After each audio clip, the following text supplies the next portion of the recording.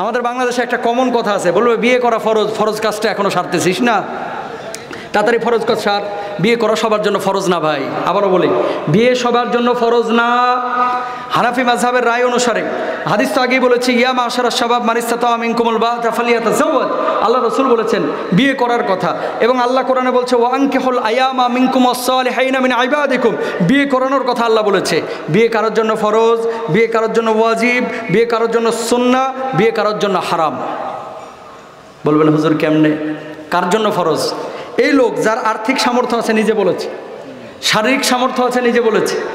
এই লোক যদি এরকম হয়ে থাকে যে আজকে বিয়ে না করাইলে কালকে কোনো হোটেল টোটেলে গিয়ে অথবা আজে বাজে কোনো মেয়ের সাথে মেলামেশা করে ফেলবে টাকা পয়সা দিয়ে, এরকম যদি জেনাহের সম্ভাবনা থাকে, 100% এই ব্যক্তির বিয়ে করাটা ফরজ। এটা কি জোরে বলেন, এর জন্য বিয়ে করা কি?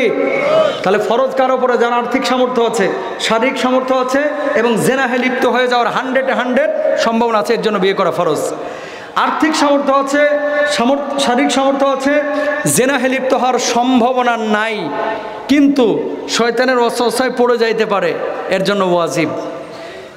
আর্থিক সামর্থ্য আছে, শারীরিক সামর্থ্য আছে, জেনাহে লিপ্ত হওয়ার কোনোই সম্ভাবনা নাই, আল্লাহওয়ালা মানুষ চিন্তা করতেছে বিয়ে করলেই কি আর না করলেই কি, আল্লাহ করতে বলেছে তাই করব, নবী করেছে তাই করব, সুন্নাহ। তার জন্য কি ইমাম শাফি রাহিমাহুল্লাহ বিয়ে করে নাই? এত বড় একজন ইমাম কি করে নাই? বিয়ে করে নাই। কেন করে নাই উনি জানে আর আল্লাহ জানে। এমনকি আপনি সার্টিফিকেট দিতে পারবেন যে বিয়ে করে নাই তাই জাহান্নামী? হারাম কার জন্য? হারাম হচ্ছে ওই ব্যক্তির জন্য, কিছু লোক আছে দেখবেন 2টা পয়সা কামাইতে পারে না কিন্তু বিয়ের লাগে অস্থির আছে না, বউ পালতে পারবে না।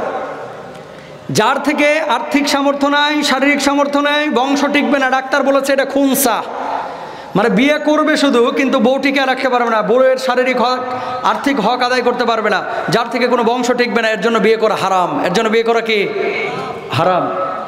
না ছেলেদের প্রতি কোনো আগ্রহ আছে, না মেয়েদের প্রতি কোনো আগ্রহ আছে, এরা বিয়ে করবে না, এরা বিয়ে ছাড়া থাকবে। কারণ কি, বিয়ে শুধুমাত্র টুকটুকি মার্কা একটা বউ নিয়ে এসে পুতুলের মতো সাজায় রাখবেন, বিষয়টা এরকম না। বিয়ের মধ্যে রেসপন্সিবিলিটি আছে, দায়িত্ববোধ আছে, স্বামীরও কিছু, স্ত্রীরও কিছু, এবং একে অপরের কিছু বোঝাপড়ার বিষয় আছে, বংশ টিকানোর বিষয় আছে, অনেক কিছু দায়িত্বর বিষয় আছে। এগুলো মানতে যে পারবে সে বিয়ে করবে, নতুবা কেউ বিয়ে করবে না। আল্লাহ তাআলা তৌফিক দান করুন।